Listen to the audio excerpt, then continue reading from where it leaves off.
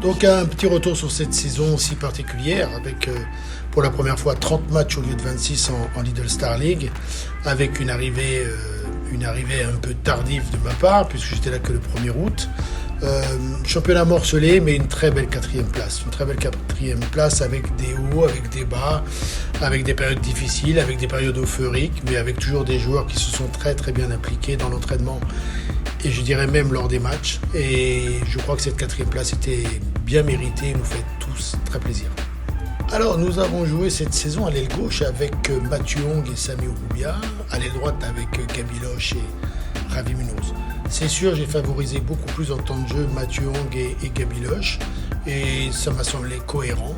D'autant plus que l'année prochaine, on va donc perdre Sami Ouboubia et Ravi Munoz, qu'on va remplacer par un petit jeune du centre de formation, Hugo Cabane, en qui il faut croire et j'espère qu'il va montrer toutes ses capacités.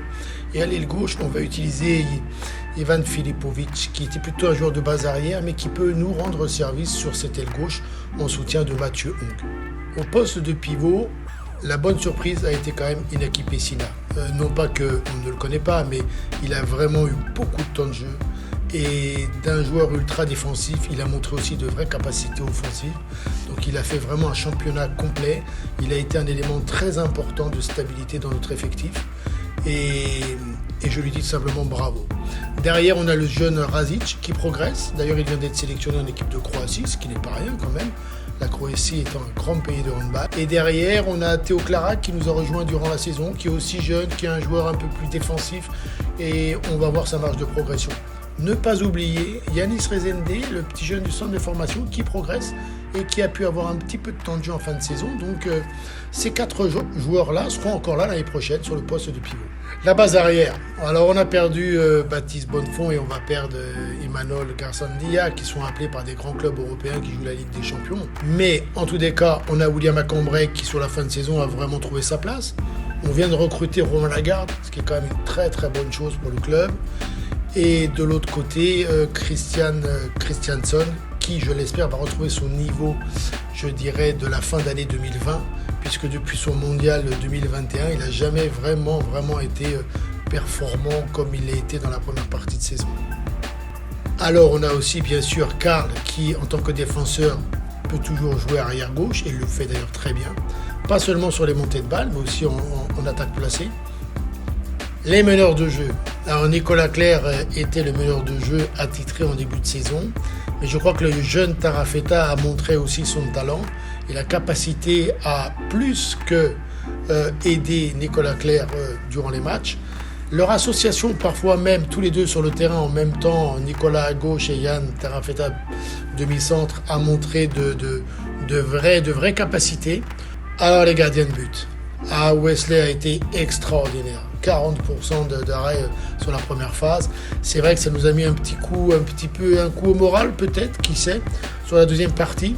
Mais après on s'est rééquilibré. En tous les cas, c'est la première fois dans ma carrière que j'ai à coacher 6 gardiens de but durant une saison.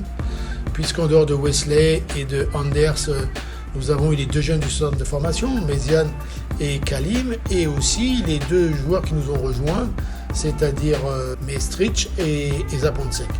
Donc voilà, on s'en est quand même pas mal sorti, je trouve, à une période où tout le monde nous voyait un peu chuter bien plus bas au classement. Alors Wesley va revenir, Wesley est très bien dans sa rééducation. On a recruté un gardien cubain, Alessandro Romero, que je connais parce qu'il a joué au FC Porto, au Portugal, et cette année il joue en 2e division. On a Kalim, toujours le jeune qui est là, dans notre centre de formation. Et on a aussi recruté un autre jeune gardien serbe pour notre centre de formation, qui est très prometteur et qui s'appelle Pedrag. Je voudrais aussi dire un petit mot sur mon staff, un staff technique. J'ai très bien travaillé avec Alex Pongérard, chaque entraînement, et Michel Djukanovic. Je pense que tous les 3, on a formé un vrai trio très complémentaire. Je crois que tous les joueurs en étaient très contents.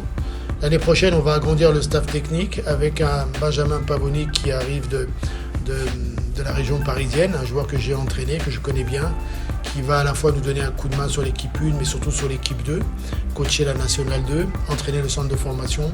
Bon, voilà, maintenant on a hâte d'être à la saison prochaine, qu'on puisse vous retrouver avec nous, les supporters, les partenaires, pour partager tous ces moments d'émotion que sont les matchs. Il y aura bien sûr la Coupe d'Europe. Ça, c'est quand même quelque chose de très important. Hein. Pour la Coupe d'Europe, c'est vraiment une dimension supérieure et c'est aussi un moyen de faire progresser encore l'équipe, le club. Donc, on a hâte de vous retrouver, aussi bien en championnat qu'en Coupe d'Europe. Sachez aussi que l'année prochaine, il y aura de nouveau 2 autres compétitions. C'est pas négligeable. Il y aura une Coupe de la Ligue et une Coupe de France. Donc voilà, un beau programme pour l'année prochaine.